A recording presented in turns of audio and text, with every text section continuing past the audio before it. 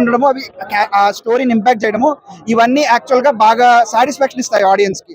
Just ఒక commercial cinema hero వస్తాడు villains చంపేస్తాడు అట్లా కాకుండా like everything is good writing good direction బాగుంది.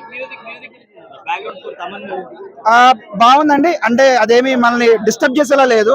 జనరల్ గా సీన్ చూస్తుంటే మనము హై లౌడ్ గా వచ్చినట్టు డిస్టర్బ్ అవుతాం కదా, అట్లా లేదు. స్టోరీలో కలిసిపోయింది విచ్ ఇస్ గుడ్. అందరు బాగా చేశారు, నేను చెప్తున్నా కదా.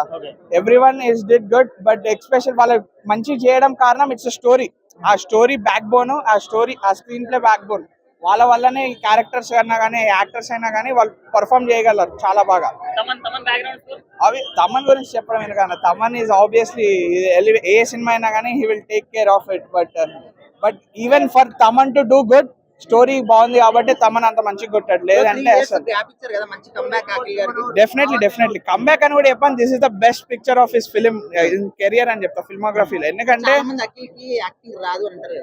అట్లా కాదన్న, Akhil is a good actor. మనము చాలా డెప్త్ చూస్తాం. It's film first of all. మనం అన్ని పక్కన పెట్టకండి, జస్ట్ ఫిలిం మనం మంచిగా ఎంజాయ్ చేయండి ఫిలిం ని. బాగా చేశారు అఖిల్ వారు.